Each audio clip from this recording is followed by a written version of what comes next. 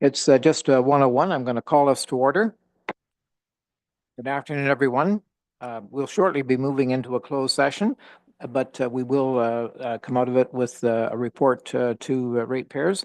So I'll begin by inviting everyone in the council chambers to join us in singing "O Canada."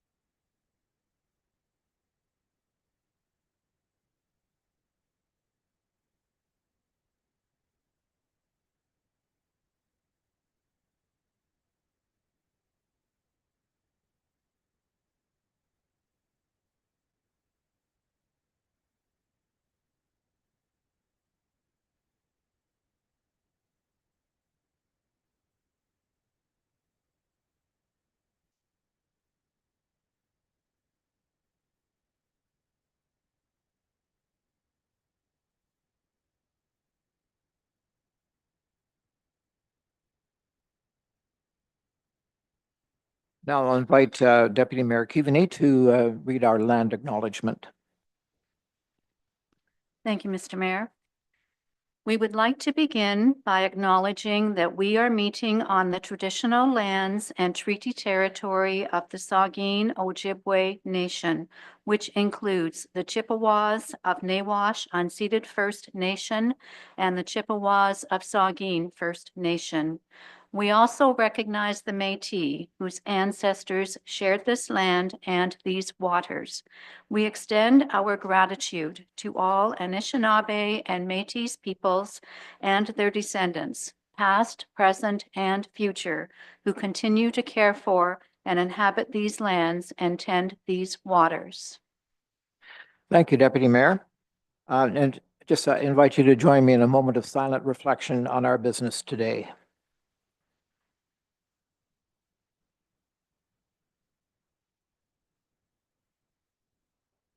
Thank you.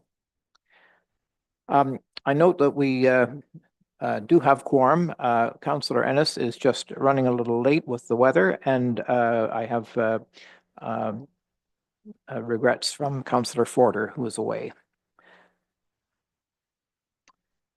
So I'm going to now call for a motion to go into closed session. The recommendation is, be it resolved that Council of the Municipality of Meaford does now go into a closed session at 1:04 p.m. to discuss a position, plan, procedure, criteria, or instruction to be applied to any negotiations carried on or to be carried on by or on behalf of the municipality. And it's open meeting exemption K of section 239(2) of the Municipal Act 2001, specifically related to the community benefit agreement with the CAO, clerk, and consultants from Strategy Corps in attendance. A mover and a seconder, please. Councillor Greenfield and Councillor Urick. Thank you. All in favor? And that is carried.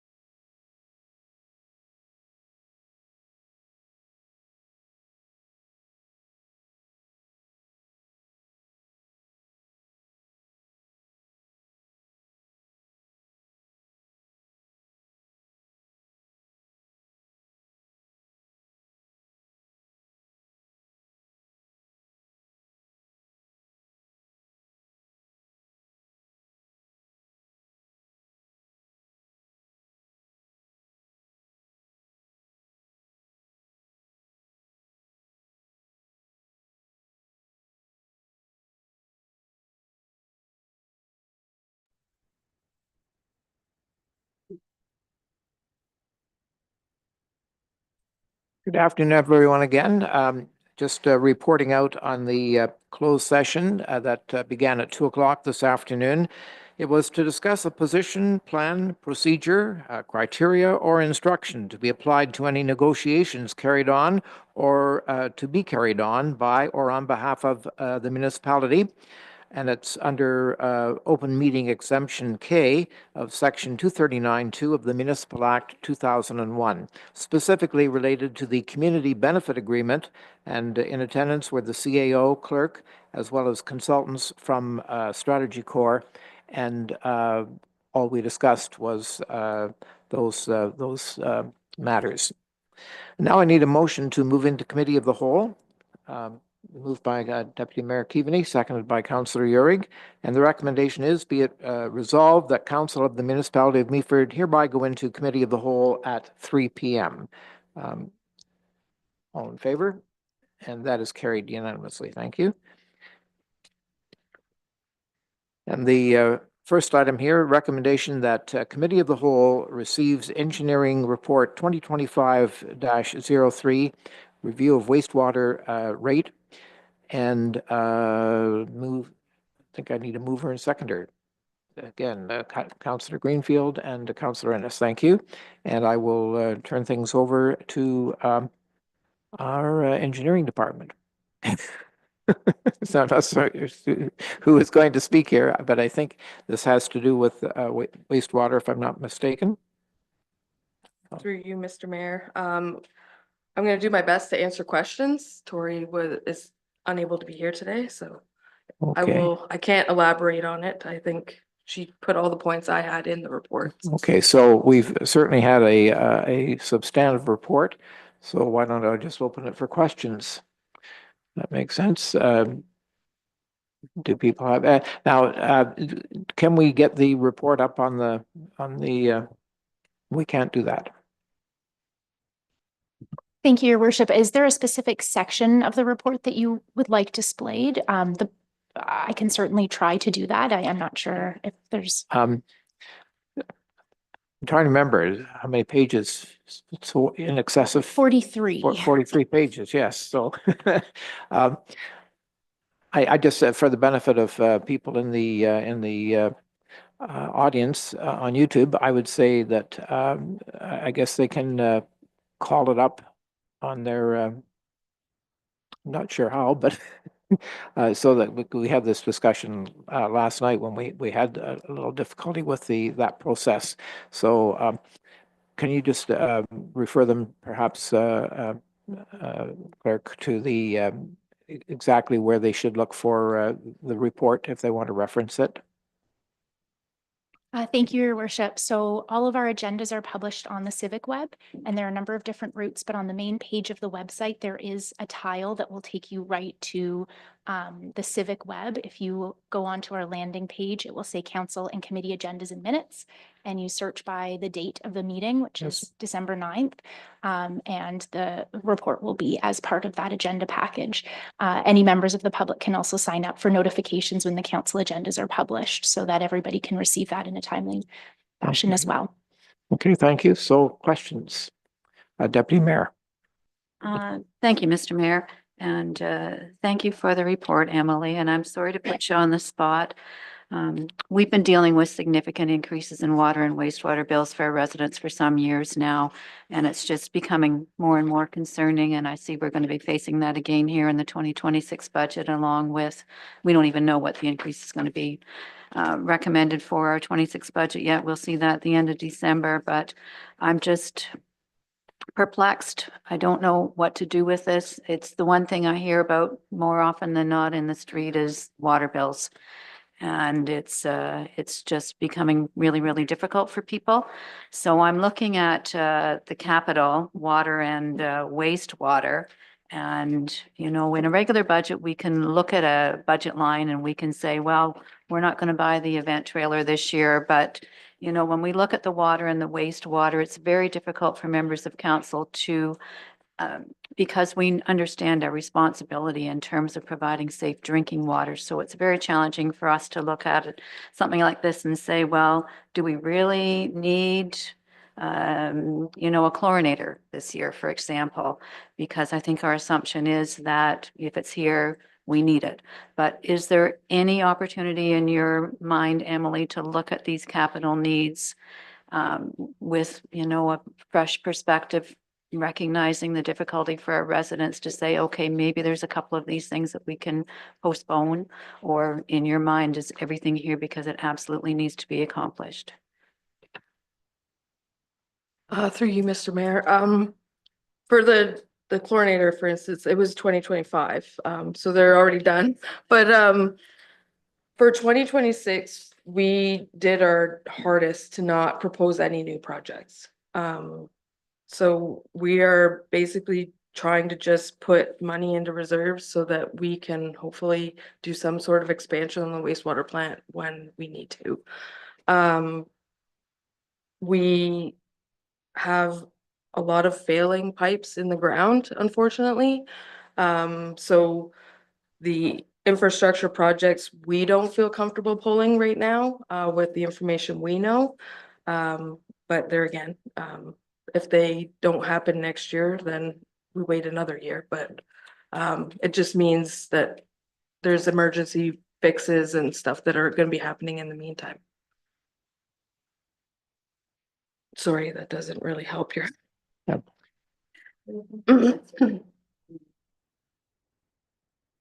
Councillor Bell? Thanks, Mr. Mayor.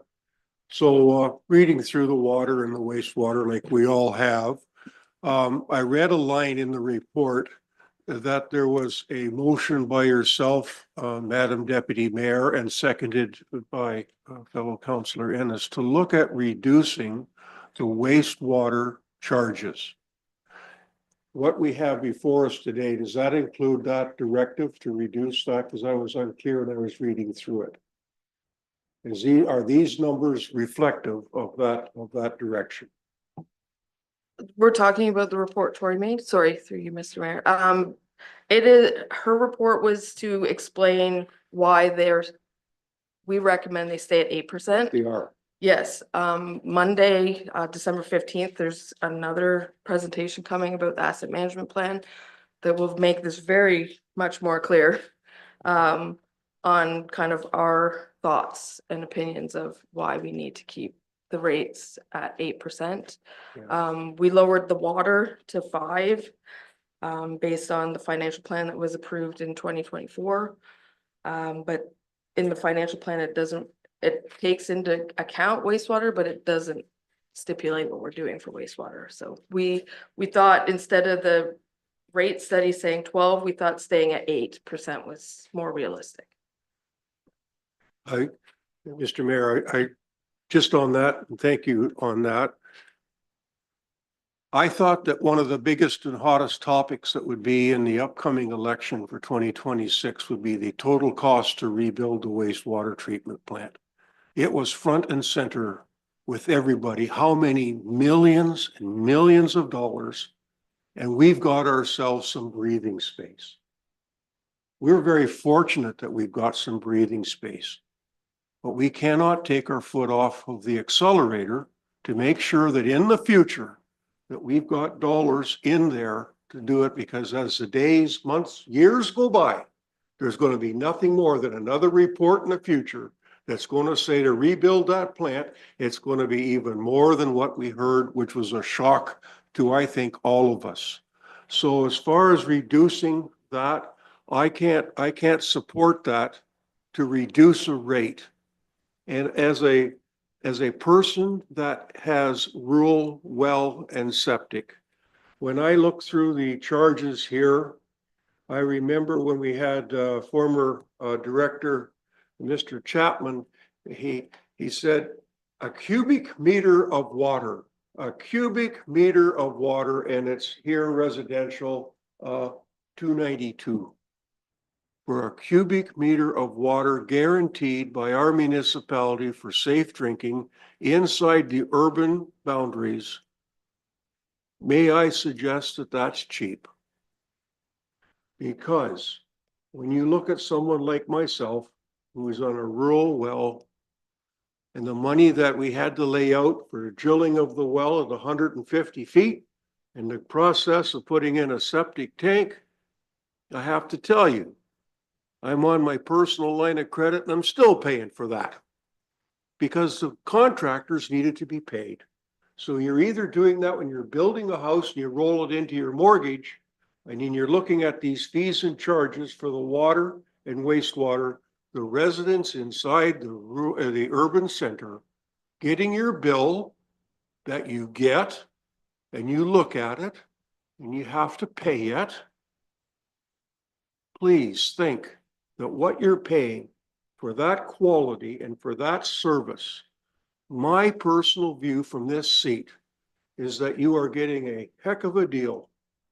And it's good water, it's guaranteed water, and you've got to help put money towards that rebuilding of that wastewater treatment plant. So I think I've rest with what my opinion is. And I understand those that in the urban center, they think, well, it's expensive. But I think it goes back to how some people view water as a whole. I think they view it that it's almost worthless or it's cheap. It should be not even charged for because it's water, but it's not. This is a municipal service and it carries a dollar value. And I see this as great value for the dollar that you end up having to spend. So, Madam Deputy Mayor, if you've got something on that, I will definitely listen. Thank you. Deputy Mayor. If I may, Mr. Mayor, in response to Councillor Bell. Yeah, water itself is inexpensive. I definitely agree. It's the base charges. Those are the ones that really add up and that impact the monthly billing for the residents of urban Meaford.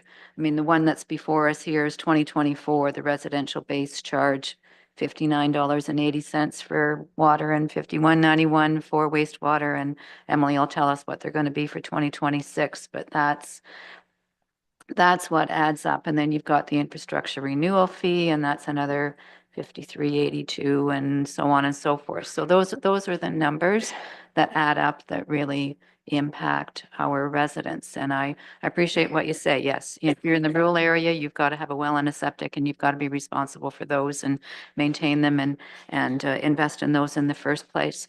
But I'm looking at this today and trying not to get too excited about it because we are asked to accept it for information, and we will see an asset management report on Monday. And I'm hoping that will help to guide us both to better understand what we're facing and also to help us recognize, is 8 that number? And I don't know if there's much room to move on that, but at least we'll have that further understanding on Monday. So I'm just content today to accept this for information purposes, to go forward into Monday, to hear from the, the so-called experts, the consultants, to understand the whole piece on the asset management side, and then come back and review. We're at the 5 for water. I think we can live with that. But the question is the 8 for the wastewater. Is there any room to move on that is what I want to hear on Monday. Councillor Yorick. Thank you, Mr. Mayor. Questions you can't answer, Emily, just keep them coming. So on page 19, it was the wastewater system capital needs. And it shows the wastewater expansion construction, 62 million in 2026 and 64 million in 2027. I mean, as Councillor Bell said, we've obviously bought a little bit of time. Just wondering why those numbers, and again, you're moving pieces on a chessboard. If they're not there, they're somewhere else. We know it's going to happen. I'm just wondering why they're still there if we have actually bought some time.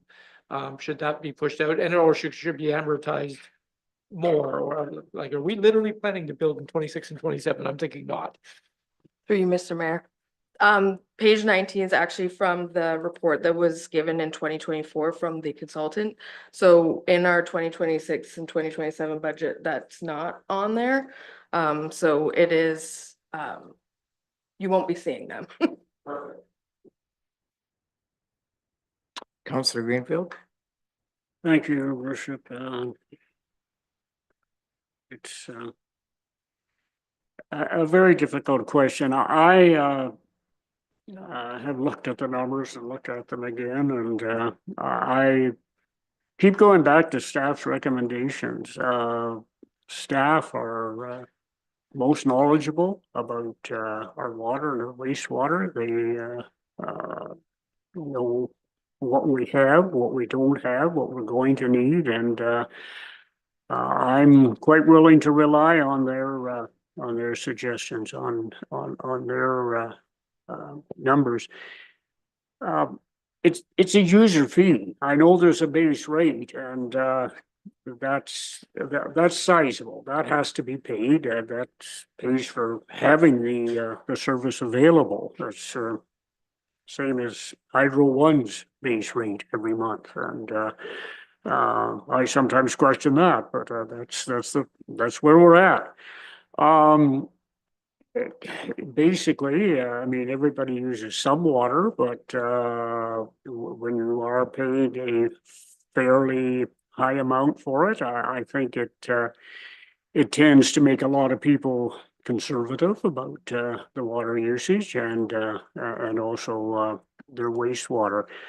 So I can support the increases. I think it's necessary. I look at this Trowbridge Street reconstruction, and I think the cost estimate on it has doubled in the last couple of years, and it was at about 3 million to start with, so it's not getting any cheaper. And we need funds there. I think all I can promise from a counselor's point of view is I'll work as hard as I can to keep your tax increase as low as possible. But I do think we have to go with the increases to water and wastewater.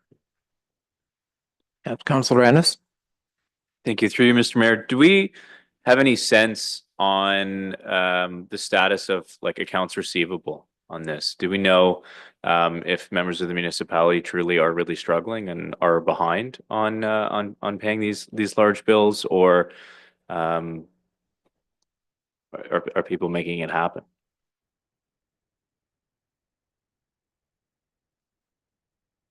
That would vary. Sorry, through you, Mayor. That would vary. So sometimes we have some that are over 90 days and we work with them to collect. Like we try and keep it that any collectible we have on receivables is only to 90 days. And then we work with them to get them paid off.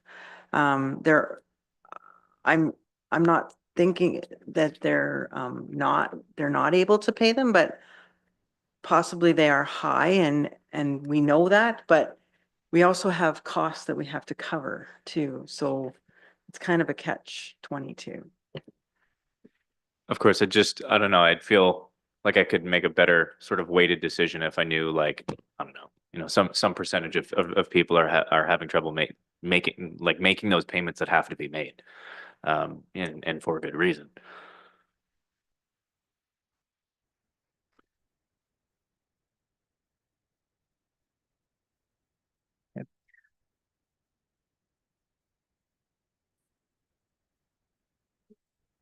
Through you, Mayor Kentner.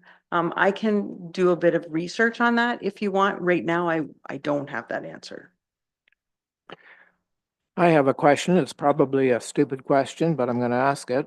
I don't understand why we couldn't equalize wastewater increases from 2026 through 2033 to provide some relief for the 16% increase for 2 years. Do councillors follow me on that one? We are going to face a 16% increase for 26 and 27, and then it was going to come down. To you, Mr. Mayor. We chose the other one where we were gonna do the lower rates. We weren't gonna do the 16%. So that's kind of why when you'll see our fees and charges later on, that the split out of consumptions, we were trying to gather the money from the higher consumers as opposed to the average home. to try to help balance the money that's coming to try to keep our rates lower so that we're getting more revenue from the people that are using a lot of water and putting a lot of wastewater to the wastewater plant, as opposed to the people that are just using it for drinking and flushing a toilet. So have I got my reports mixed up in terms of what the increase will be? Okay. We have a lot of these reports, and the report we're talking about isn't available on the screen to be just positive some of these things. Any other, Deputy Mayor? Thank you, Mr. Mayor. Just coming back to Councillor Ennis's comments. On page 34 of 43, and this is in the last study, and I recognize it's 2024, but we've got, if I've counted correctly, I think 25 comparators, and you'll see that Meaford is the highest in residential annual combined water and wastewater bills based on 120 meters squared. Yeah, Meaford is number one. So that, I think, speaks to your concern, Eric, about, are people managing these bills?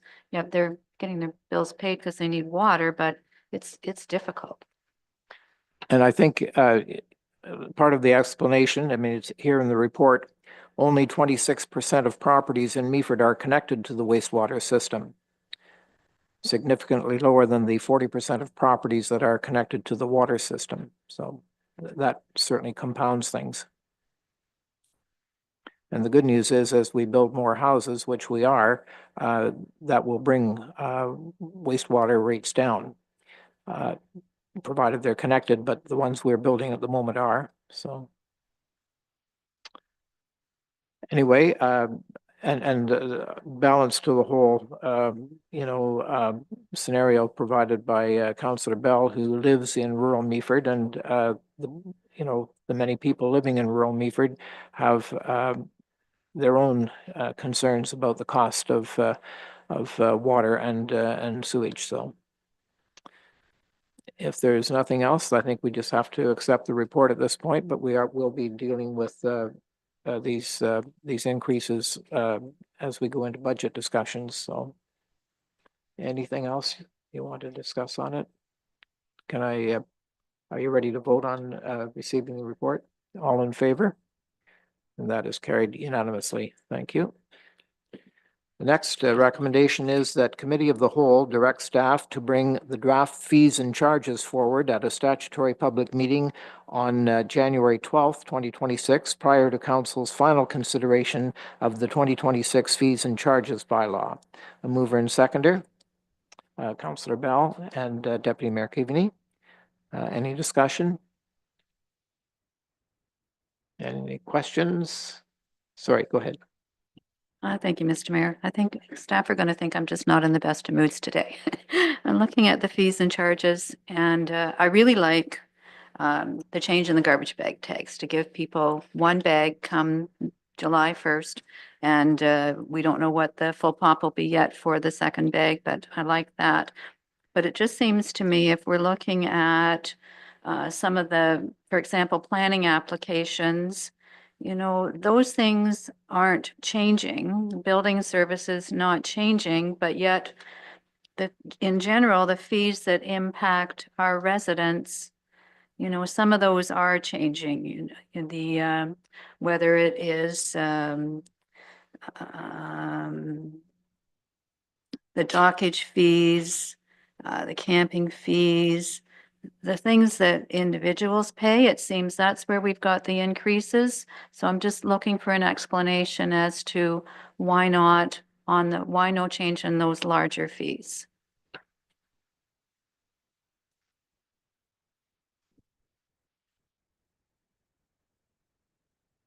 Thank you for the question, and through you, your worship, to the deputy mayor. So at this time, as far as the building fees are concerned, we are satisfied that they're at par with our neighbors. As council is aware, we do have a vacancy as far as our chief building official is concerned. So at the time that that position is filled, we do hope to have that individual, that expert, sort of go through the building fees and charges, and just to make sure that that those figures are where they need to be for the building department. As you know, the fees and charges are designed to be, that division is meant to be self-funded. So that's a really important piece. So that'll be a piece of work for the new chief building official. And manager of planning has joined us as well to cover the planning review. Yeah, just go ahead. Thank you.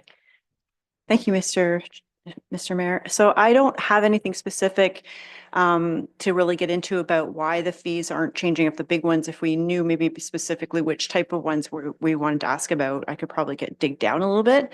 The only thing I will say is we did raise our fees substantially a couple of years ago. And so in review of them, we didn't see the need right now to index them at this time or to increase them substantially, because it seems like they're already a little bit higher than, they're quite a bit higher than they were before we did the increase. So they seem quite pretty much a cost recovery at this point. Thank you, Denise. Councillor Yorick.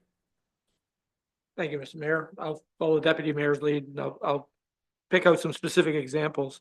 And I will actually applaud staff off the top, because when we first received the fees and charges report, it said right at the banner that it was basically, they were trying to keep a lot of it within the standard of living increases. And a lot of these, I will say, did fall within a couple of percent. So thank you for that. That was pretty good. There are a few discrepancies, and I just, again, same thing that Shirley asked, just a little bit of clarification on some things. For example, you can go, and again, they tend to be smaller numbers, but if they're used a lot. So let's talk about the galleries in Meaford Hall going from 275 to 472. That's not a small increase. The terrace room going from 80 to 113 is not a 2% increase. The ticket fees, RV camping going 49 to 78, the pavilion, Rotary Pavilion going 113 to 150.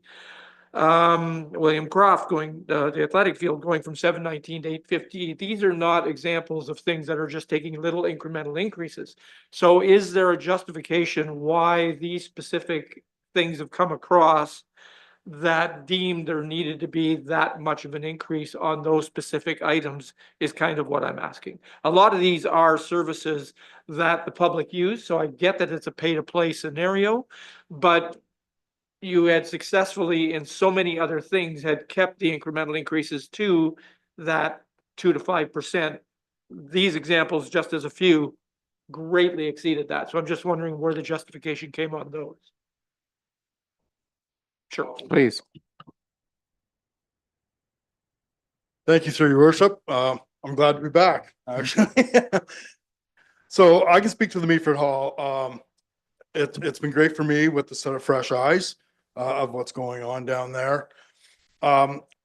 Just so everyone is aware, the Meaford Hall fees have not increased since 2023, none of them. So the galleries, market checks were done, completed, and we were a little bit low in what we were offering for services. Understand, the Meaford Hall is actually offering a fairly high service level right now. When we talk about theater and stuff like that, because you're offering, box office people, we're offering ushers, we're offering tech people. So it does come with costs, and our operational costs are actually going up. So the ticket fees were going up. Unfortunately, we're into a contract right now for our software system that we have to raise our ticket fees for this system to cover our costs. It is a 3-year deal, and it will be, reviewed again at the end of the 3 years. So on behalf of Meaford Hall, that's the justification on there. Go ahead, Councillor. Thank you, Mr. Mayor, and thanks, Rod. I appreciate that, and I understand there is a degree of that comes into play. The this is one facility again, and I will say the pavilion and whether it's camping or whatever. I will say again, market share, market comparisons, I totally understand, but I want to make sure that we're also comparing apples to apples. Hopefully, we're not comparing ourselves to Wright Thompson Hall or something like that. But having said that as well, Meaford Hall is a municipal asset that if you actually end up increasing the prices and the community can't afford to use them, that ends up becoming a net loss. And we already have complaints from so many groups in public that they talk about the concerns about the increases, putting it out of reach of certain groups and certain individuals to use. So that almost becomes counterintuitive.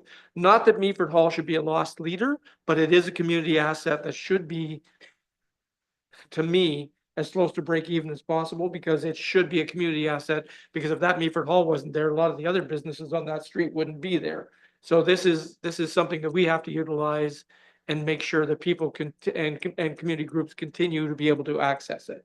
So that's my only concern when we're looking at the fees and charges, that large increases do become onerous. And I understand there's a cost to it. I also understand that in 2 years, that our capital loan payments are going to be coming off the books. The problem with implementing increases, and then every year, there, even if it's just cost of living are going to come onto it, I don't ever foresee where we're going to say, oh, all of a sudden we're not paying $275,000 towards this, so we'll start clawing those back. That never happens. So my concern is that we are trying to maintain a status quo of affordability, even if it's tight to our bottom line now, so that when it happens in the future, that comes off the books, that will actually be a better advantage point for Meaford Hall.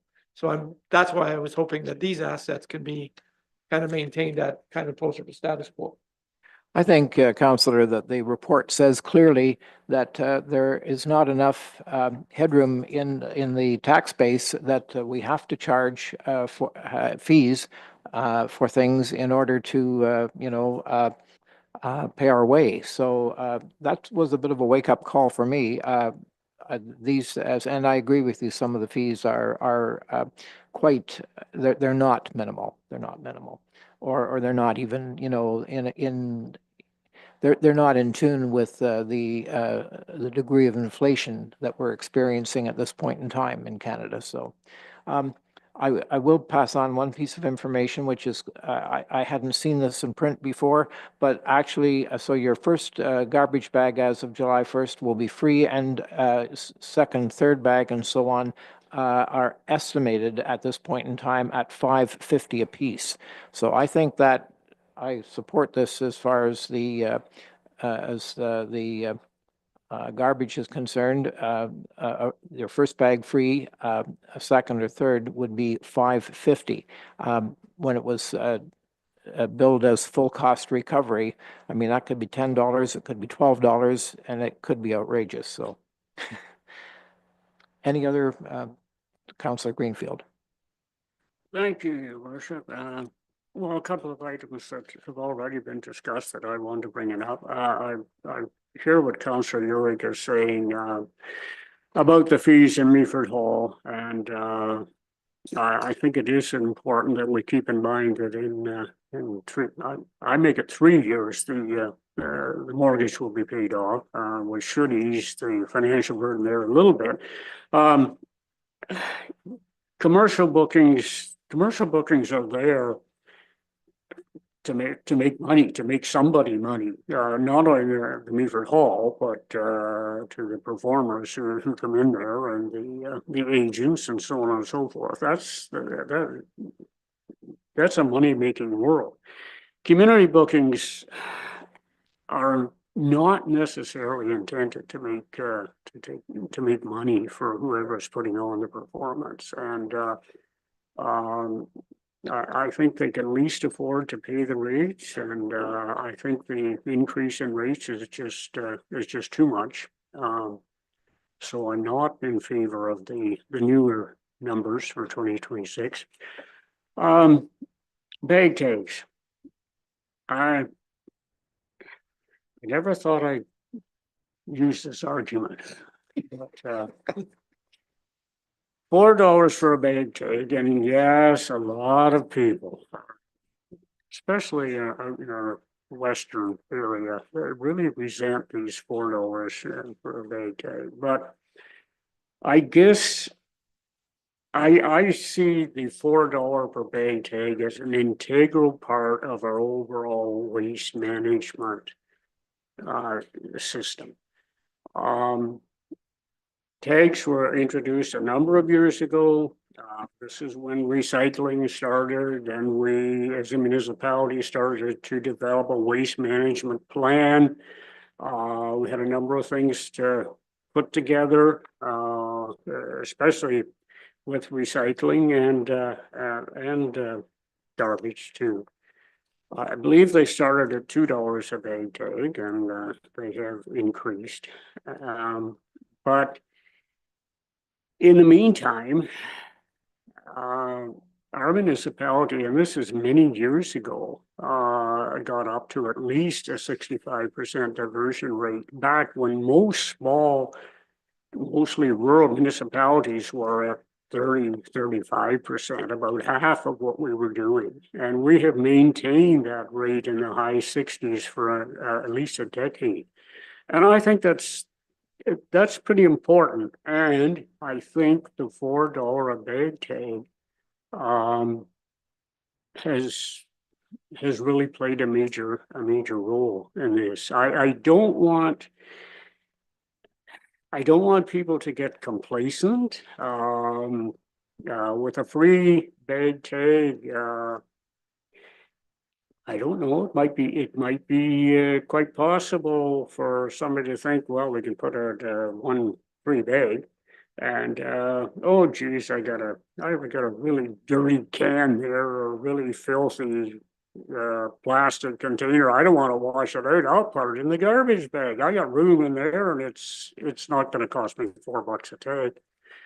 I didn't realize that the extra bags were going to go at $5.50. I go back to I believe our CAO mentioned a few weeks ago that could be $8 or $9 a bag to It's in the report at $5.50. put a tank through. So $5.50 is not bad, but if you happen to have that second or a third bag, even a couple of times a year, here again, some of our dead end roads are going to have an increase in traffic. I can guarantee that. So I reluctantly, but I really think staying with the $4 bag tag is the right way to go. And certainly until we get some kind of conclusive evidence about what this new blue box system is actually going to end up as, and it looks as if it might be another year or two before we can get some extra information on that. So those are a couple that I wanted to mention, and I think I do have a couple more, Your Worship, but anyway, I will back down. Councillor Ennis?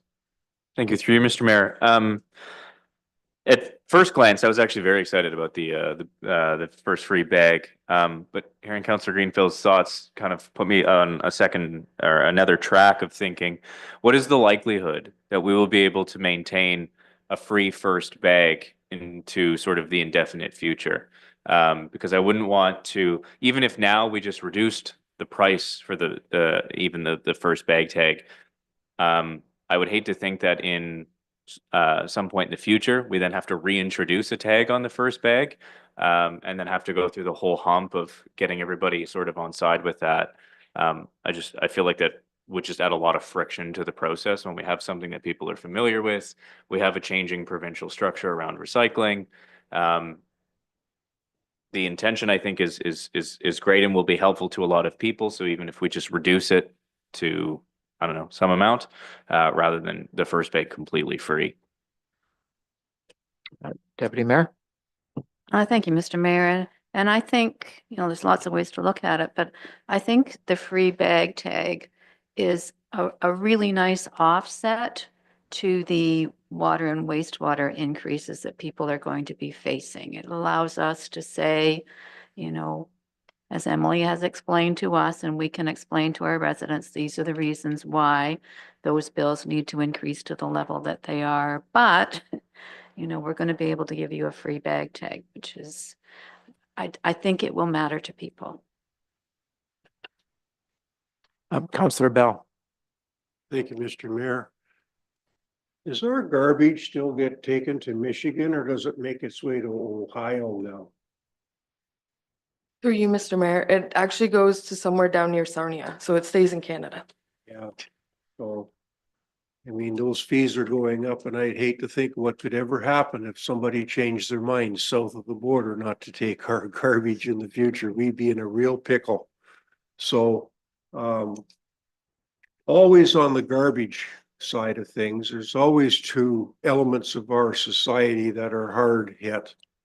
One are parents or caregivers of those with young children going through the years of their diapers and their other stuff and their young children. And it also hits the elderly with what their needs are. So I think that it's really a good thing that we can try to do the best we can to reduce that first bag to zero. I think all of us on council have always heard the expression, I don't know why I have to pay for the bag tag because I pay my taxes anyway. Why is it not included in my taxes? Well, the thought process on that very early on was to try to get people to think about what they put in the garbage and to try and reduce it, because now it's making its way even farther south into the United States. So I would like to support this first bag free and the other bags at $5.50. Go ahead, Emily. Through you, Mr. Mayor, I just want to give some reasoning on why we were thinking. We actually see a lot of dumping with the $4 bag tag because people don't want to pay for a bag. The other thing is that in the future, it's very, very likely that we are going to have carts.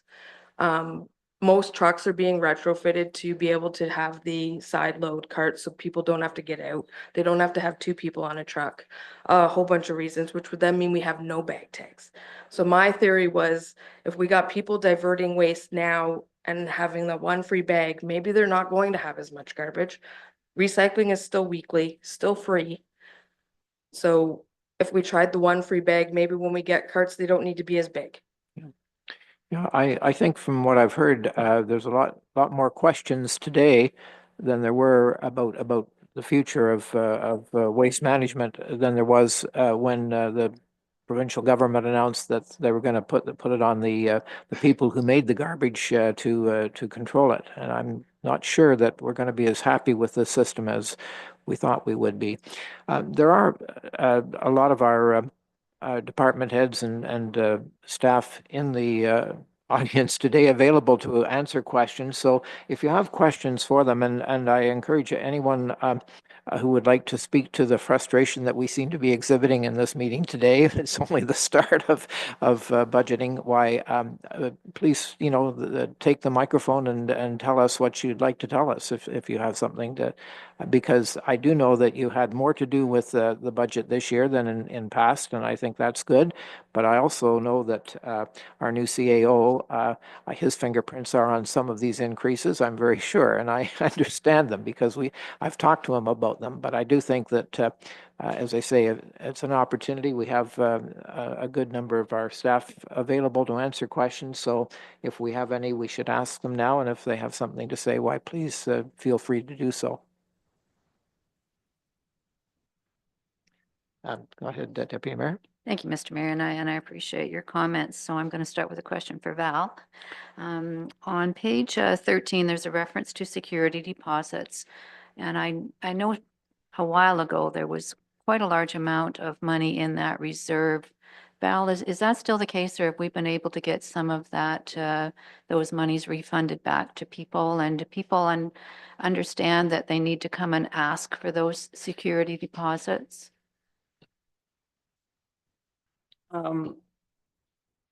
There is still a large number. Um, and I don't know that they do understand that they need to come and request that funding. It should happen at the time, when they've completed the building permit, or depending on what the security deposit is for, that's when they would request their money to come back to them.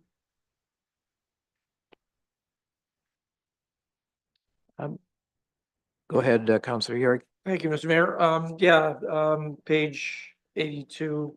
And again, whether again, these are just corrections, I just like to know, under interments, the disinterments, like again, a lot of the other, price increases were all within that pretty close standard of living.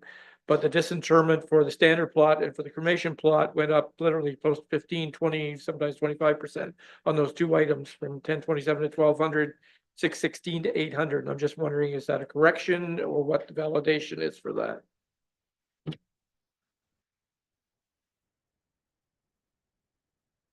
Through you, your worship, Councillor Urick. So basically, did some legwork, some research for our comparators within the area. We looked at 7 surrounding municipalities, and we are still in the middle of a pack as far as pricing goes. And when we take into account these fees, we're actually taking into account that it's labor intensive. So that means additional staff, depending on whether it's an interment or a disinterment. So. Deputy Mayor.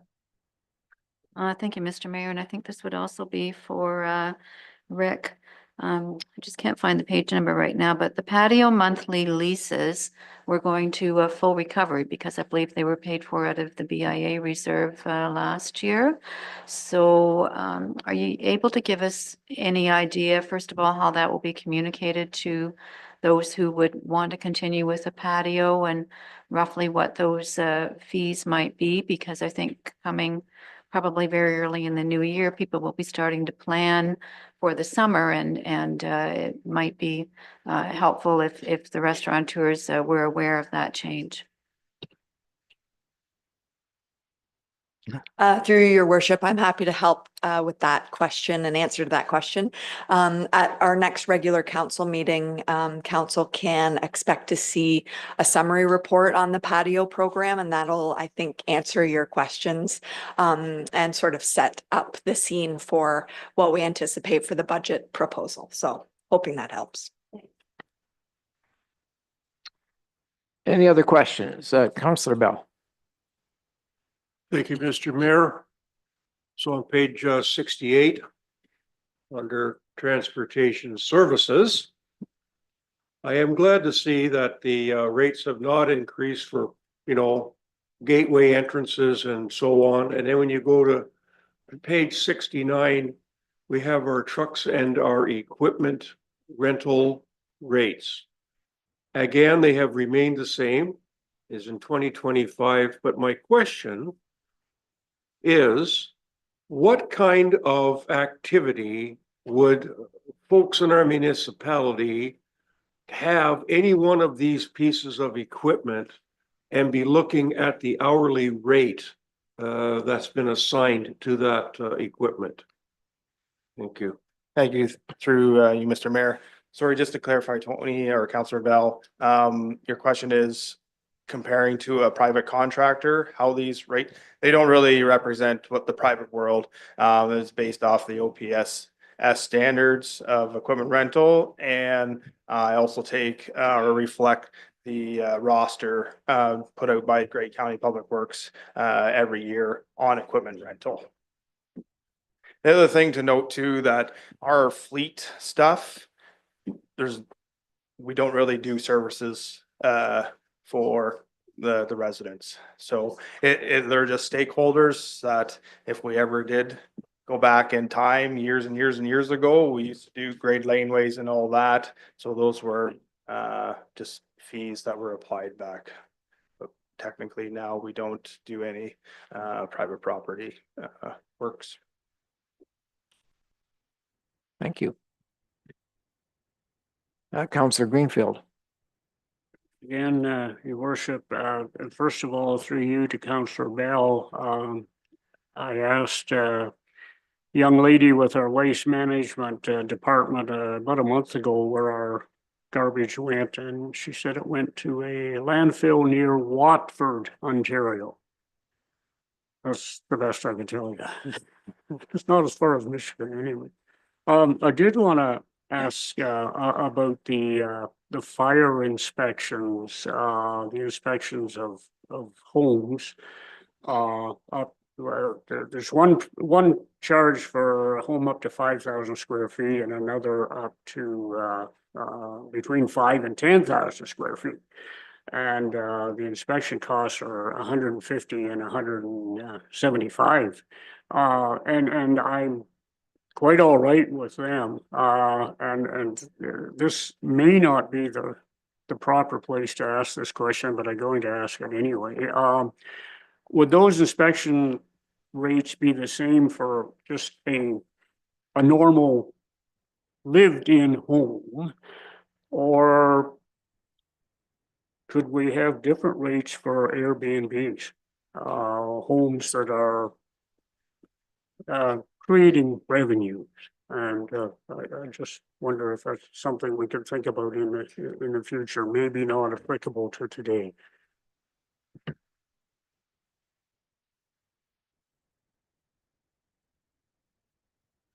The fees that are in the fees and charges are that's basically for covering the cost of the inspection. So if you're looking at fees for Airbnbs, I think that comes through your Airbnb bylaw.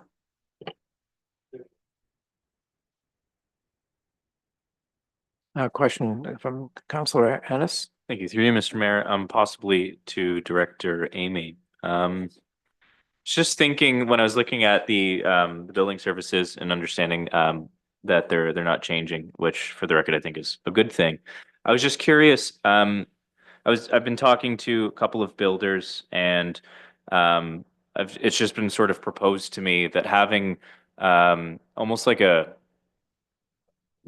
sort of case scenario pamphlet or brochure, so that if somebody was trying to think of like something they wanted to propose or look into and work with one of our builders or contractors on, that they could kind of get a sense for everything that might sort of apply, and then they can very quickly know kind of what that line item for their project would be. And it just occurred to me that as you were, as you mentioned, there's the process of recruiting a chief building official. That could be something they could work on and would provide a lot of value back to those that those fees will apply to.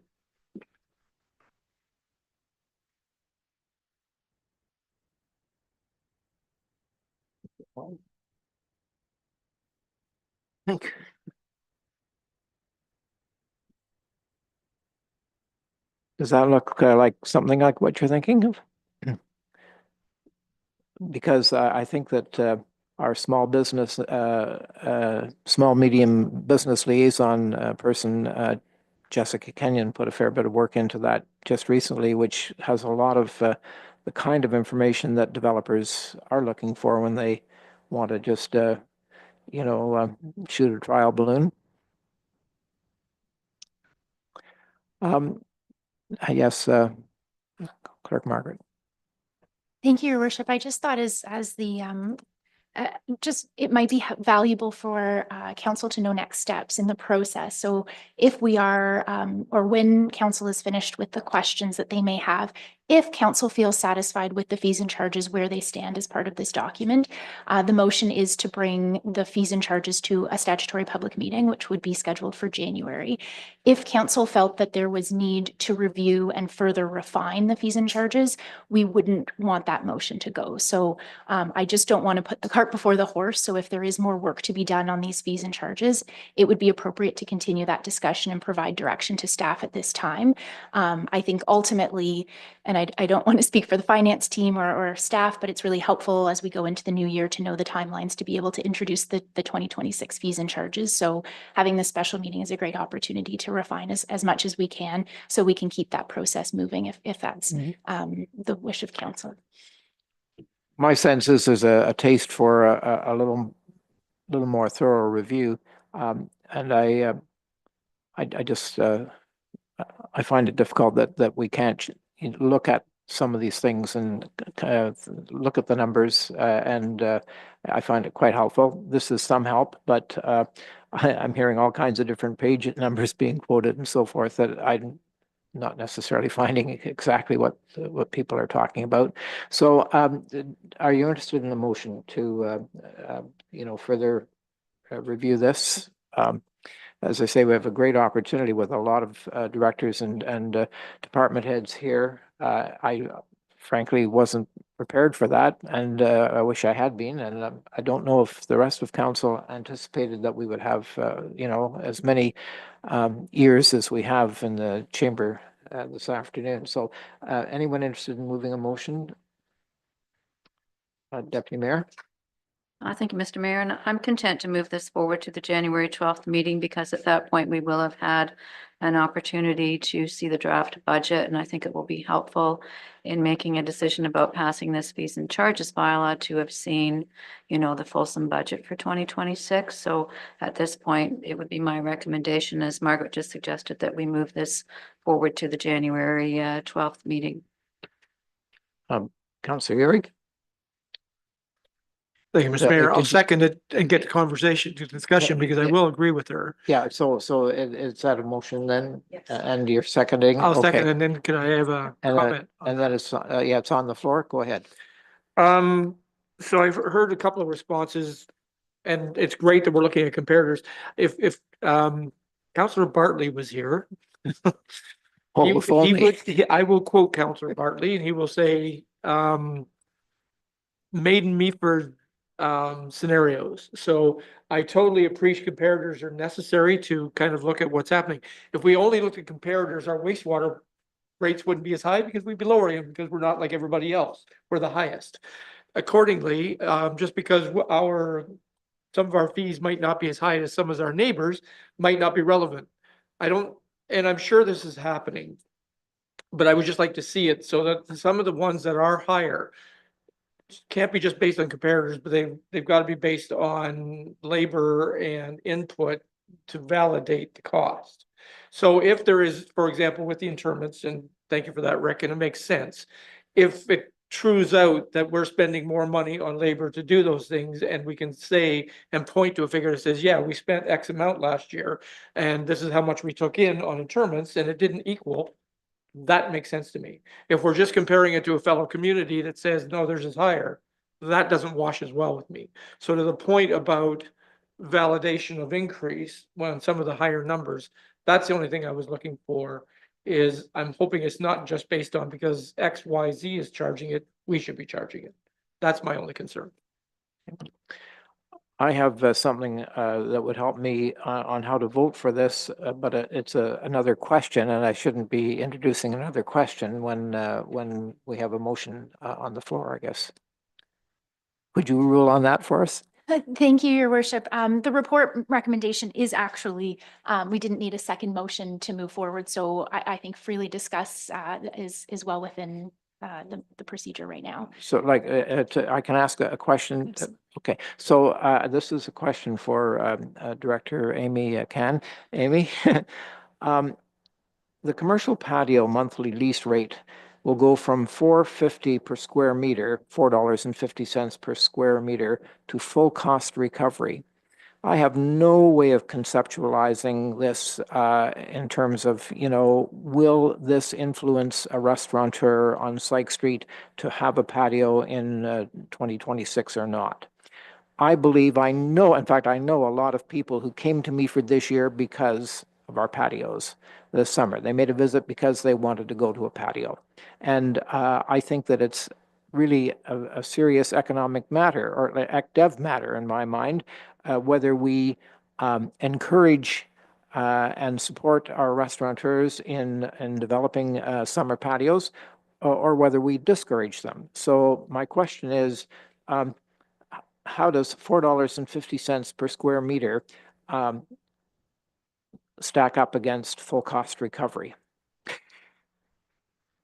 Thank you, Your Worship. I'll maybe let the clerk correct me here if I'm on the wrong path, but the full staff recommendation report on the question of, our historic patio practices versus the full cost recovery and outlining the full scenario, that report will come forward to our next regular meeting of council. So I'm in your hands, but if you'd like to sort of pause on that conversation until that report is before you, that might be the best course of action. My guess is, and it's only a guess, is that 450 a square meter probably approximates, but not likely meets full cost recovery because the contractors have to eat too.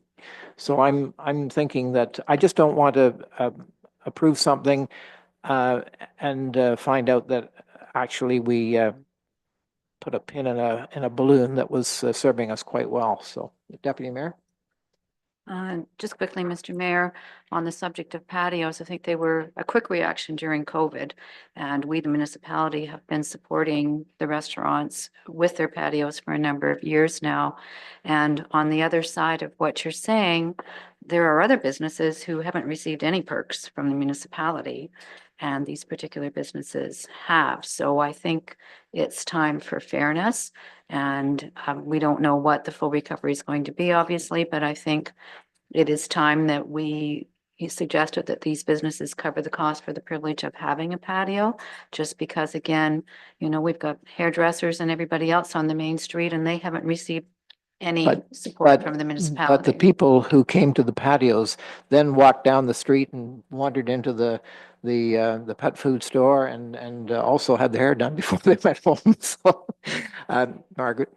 Thank you, Your Worship. I think just maybe for some peace of mind that in moving forward, if that's what council wishes to do, your hands aren't tied on the issue of the patios with that unknown cost because as Director Can has mentioned, there will be a report. And as we were in closed session, the agenda did come out. So you'll have some time to read that report. And at that time, if council would like to go in a different direction, we can certainly have a motion that would impact our fees and charges because nothing's ever set in stone and we can certainly either amend at the time with a motion or work on the timing to make sure that that's aligned as council wishes. So I'm going to call the vote. Is there? No. Go ahead. Thank you, Mr. Mayor. There was one that wasn't highlighted and I meant to ask and I missed it and I just wanted to make sure I got it in. Well, as you said, while we had staff here, the property search went from 160 to 310 and it wasn't highlighted for some reason. I'm sure it was just missed. And I'm just wondering what the validation was for doubling the property search cost.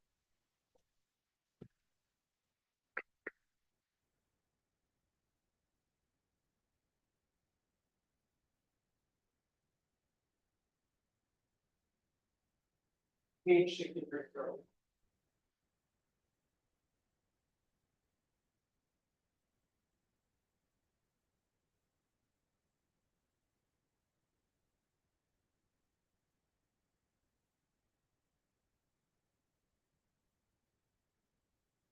Yeah, from $160 to $310. It's at the bottom of the page.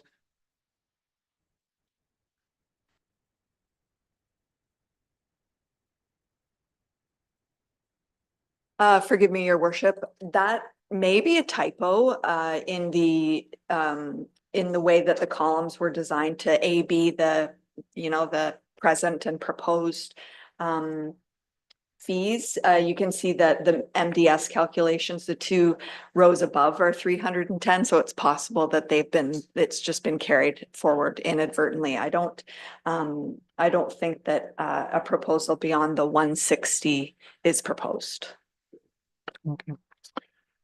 Right, then I'm going to call the question and I better review it here. This is just simply to accept it and move it on to the January 12th budget meeting, correct? Thank you, Your Worship. I might just clarify, when we move it to a statutory public meeting, that's almost the end of the line in terms of the process, because then the intention would be it would come back to council for final passing. So if there are any major changes following the public meeting, we would sort of have to go through the process again. So I just want to reinforce that this is the great time to kind of have the good discussion to make sure council is very comfortable with what's moving on to the statutory public meeting. So just so that there's no confusion on the next steps and the timing for that. So with moving forward with the motion, we would bring with the one potential review of that property search, the fees and charges as presented today would then move on to the statutory public meeting. So just so that there's no So what you're saying is our last kick at I'm this certainly can. not saying, I don't want to suggest it is, but if we do move it on and there are still questions or items that council would like to refine, it's better through the process to have those discussions now so that we're not circling back in a way that we could maybe deal with some of that now. So I certainly don't want to rush council. We can amend at a different time, but just for process and efficiency. Councillor Bell? Thank you, Mr. Mayor. So, to our bylaw, I looked through your report and the fees that you've had suggested to increase have been very modest. That, the impound costs and so on, you've kept it very tight. And I don't think I wish to make any suggestions less than what you are suggesting, given that there are costs that are increasing and your package was very modest. And I appreciated that work that you did to present that to us. Thank you. Deputy Mayor and then Councillor Yorick. It's just a small one, but photocopies. I'm curious to know, first of all, if we do a lot of photocopying, we've gone from 35 cents to $1 for one sided sheet, and for two-sided, we've gone from 50 cents to $1.50. So I'm just curious if that is cost recovery and how much photocopying do we actually do? Through you, Mayor Kentner, to council or to Deputy Mayor Keaveney, we don't do a lot of photocopies, and this actually just matches across the board. So if they go to the library for photocopying or they go to Meaford Hall for photocopying, it's all the same. Councillor Yorick. Thank you, Mr. Mayor. So if it is a final say scenario, then I would reiterate, and I agree with Councillor Greenfield. When I brought up Meaford Hall fees earlier, I was alluding as well to the community. I understand fully the business and commercial bookings are a different thing. There are businesses that are making full profit on shows. I do have concerns about the increases. The Opera House going for a community booking from 900 to 1120 is, again, that's a very significant increase. And so for community booking, as well as galleries, as well as terrace room, et cetera, I just find those for the community aspect to be very high. And I'm on record as saying, I think they're too high. I see you nodding your head, Councillor Greenfield. I mean, I think you've participated in community use of Meaford Hall. And I just think that if it is too high, and I invite Rob to speak to us again, but if you want to bring a motion forward to deal with that, why, it's entirely up to you.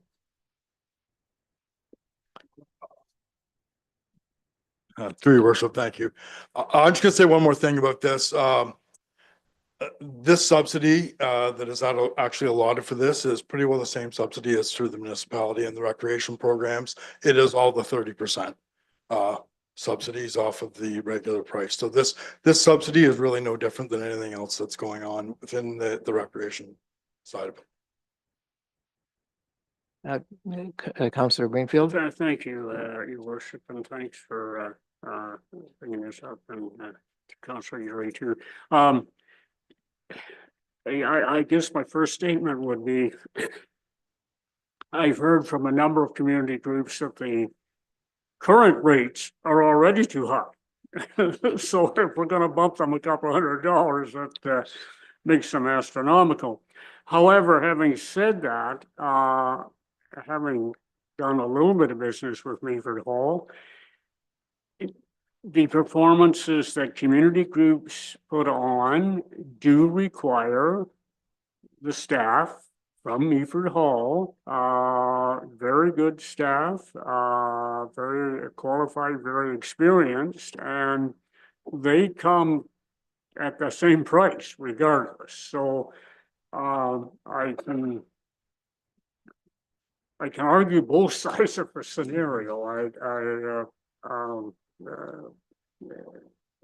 Really wish that we could somehow facilitate more community activity at the hall. But it's, I can understand it's very difficult. There has to be at least a certain amount of cost recovery for every activity. Deputy Mayor? Thank you, Mr. Mayor, and I appreciate Rod's comments. We did agree to a policy of 30% of fees, so unfortunately, that's where it takes us. I wanted to ask a question, though. I'm on page 49 of 54. Pickleball rates of $75 a day. That's remaining the same. And I'm just curious to know, and I know I've asked this before, if we have an updated agreement with the pickleball club, or that's quite a significantly reduced rate and doesn't really reflect the 30% policy. So I'm just curious about the $75 a day.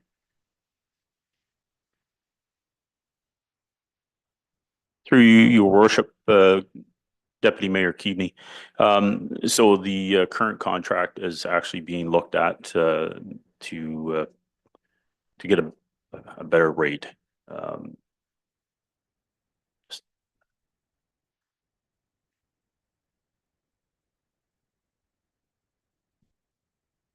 Oh, Mr. Mayor, so what you're saying is that the agreement is under a negotiation, so to speak, and that the goal is to get the club to the 30% rate that council's agreed to as a policy? So it is currently being reviewed, and we have to reach out to the club and set up a time to start meeting. Councillor Bell? Thank you, Mr. Mayor. On page 93, we'll talk about the arena and the charges. Some very modest increases for ice time. It went from 165 to 169. I've had it explained to me many times in years past. It doesn't come close to what it costs to operate the arena per hour. But what I'd like to draw your attention to is the three items that are in green. I always thought that there was a charge for wall, for board, and for the ice resurfacing machine in advertising. I see that they're listed in green, but is it not true that we did charge in years past? It's just that it's not included. So I wouldn't know whether we're increasing for revenue or a decrease. Through your worship, Councillor Bell, we do in fact charge yearly for wallboard advertising, and the pricing is indicative of the placement within the actual arena itself. So we have prime sections and then obviously non-prime advertising sections, and they are reflective to the fees and charges. Thank you, Mr. Mayor. So are these consistent then with last year? Are they the same as last year? Like on the ice resurfacing machine, to advertise, basically get it on for the whole year, it's $1,500. You got to wrap the whole machine. Pretty good. Many games, lots of advertising, $1,500, but it's $1,500 what it was last year. Councillor Bell, I will have to investigate this further and get back to you on that. Councillor Yerig? Thank you, Mr. Mayor, and thank you, Tony, for bringing that up, because I've heard that as well, that if the cost of the ice rental doesn't come nowhere near covering kind of the cost of what it is to run the arena. So what you're telling me then is we're willing to subsidize hockey, skating, and local sports, but we're not willing to subsidize arts and culture, essentially is what you're saying. You said it.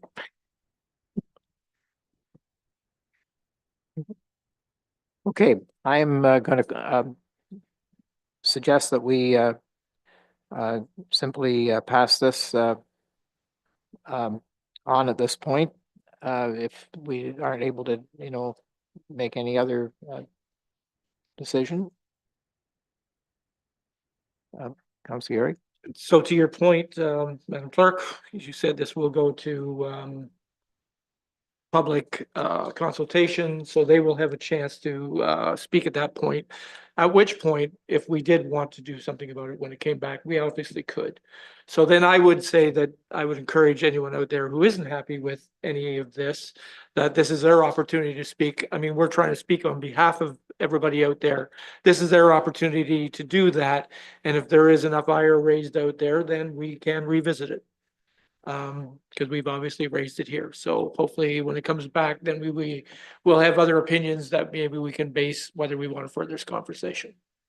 Yeah, and I just want to make it clear, I think that Margaret made it clear that there probably isn't a big opportunity to change it once we get to January 12th. Thank you, Your Worship. If there is desire, we will make it possible. Okay, thank you. Councillor Ennis? Thank you, through Mr. Mayor, to Margaret. You'd said earlier that if after the public consultation meeting, there are significant changes being proposed, it would kind of restart this process. And I'm just curious what like the definition of significant is. How much leeway do we have before restarting the process? Thank you. To be honest, I haven't necessarily been through, I would look maybe to Val to see if you have some opinion on that. I know in the past we've made some minor changes, but I think there really is the sense that through the legislation, if there are changes that are required following the statutory public meeting, that it is required to come back, but I will ask Val to weigh in on that.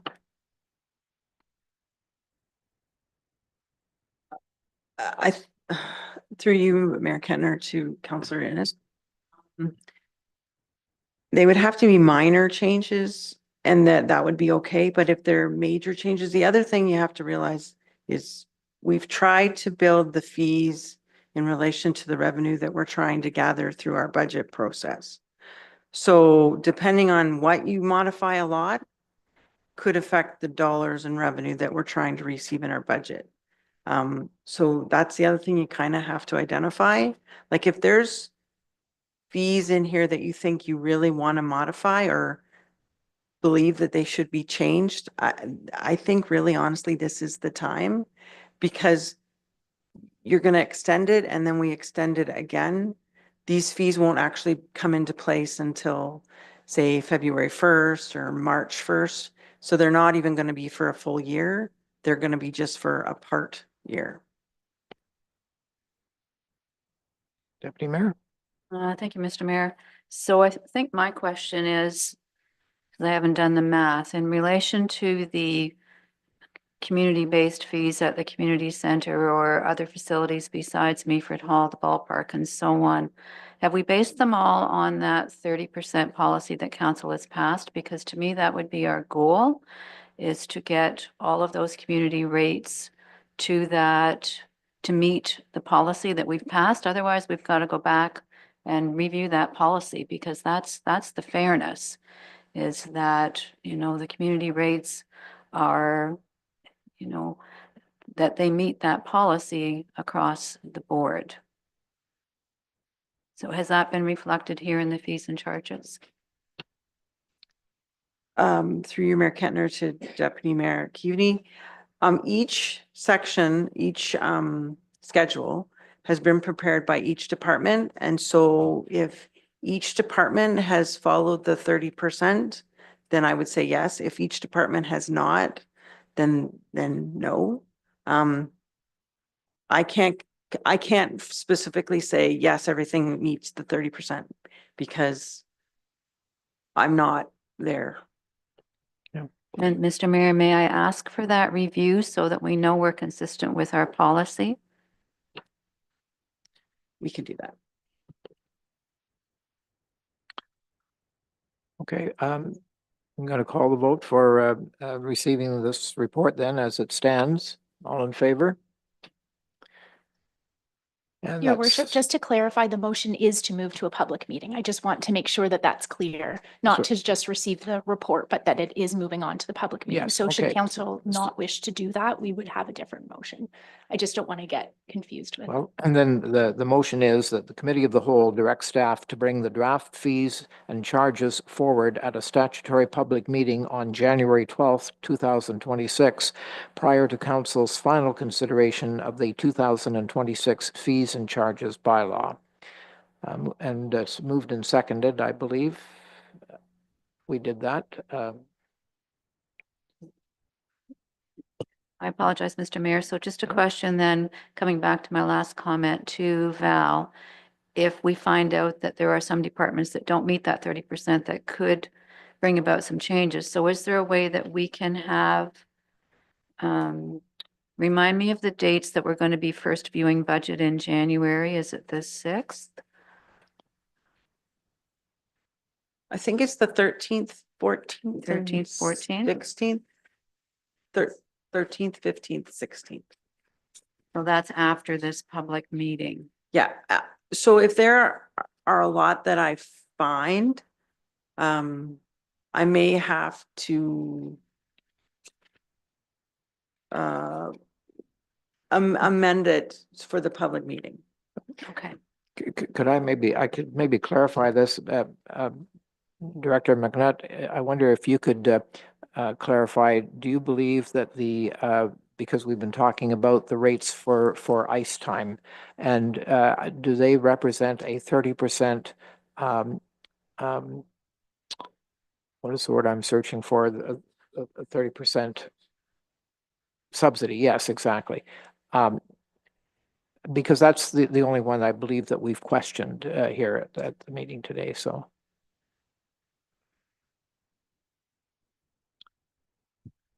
Your worship, I will have to investigate that further and get back to you.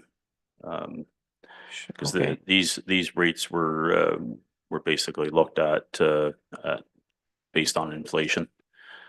Okay, and I'm sure they're based on, last year versus the year before and so on. Yes, they are. Chronology like that. So I think it's not a fair question, I guess, but I think that this is a fairly new idea, but we spent a lot of time this fall resolving that a 30% community subsidy was sort of our objective, and we would like to apply that as uniformly as possible. So I think that that's what we're coming at.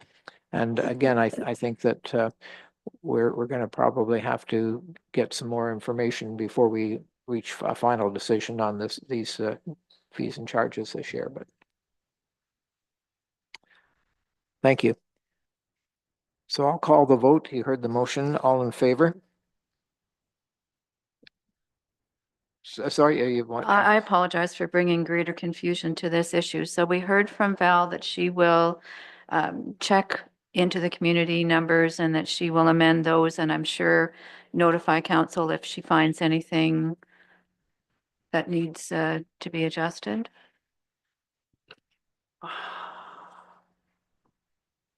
I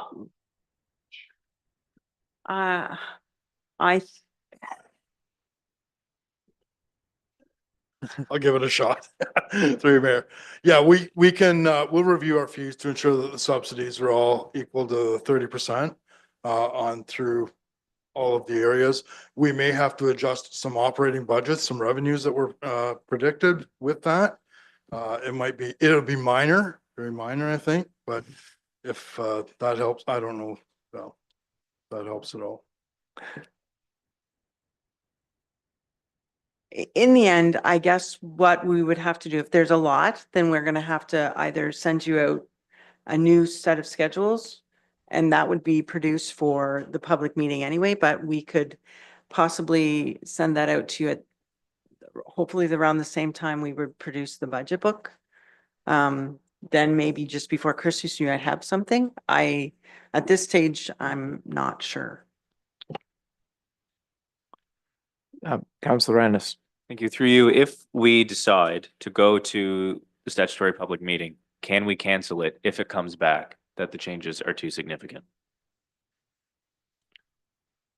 I believe that I can see no reason that we would proceed with a public meeting if it wouldn't be warranted at the time. So my suggestion at this point is for Val to do the review and then we see where we get. So having the motion on the floor to go to the public meeting, perhaps we can have that motion to move forward. And if there's an update required, we still have a meeting on December 15th and staff can provide an update at that time and we can see where we get. Would that be agreeable? So then we can go ahead and vote on the recommendation that we have with that understanding, I guess, with staff that, okay, so I'll call the vote again. All in favor? Thank you. I need a motion to move out of committee of the whole at 4:24 this afternoon. Thank you, Deputy Mayor, and seconded by Councillor Greenfield. All in favor? We have one more piece of business, and that is to look at a confirming bylaw. The recommendation is be it resolved that bylaw 2025-74, being a bylaw to confirm the proceedings of the meeting of council of the corporation of the municipality of Meaford, be taken as read a first, second, and third time and finally passed. All in favor? And that is carried unanimously. Thank you. And with that, I'll adjourn this meeting that started at 1 this afternoon.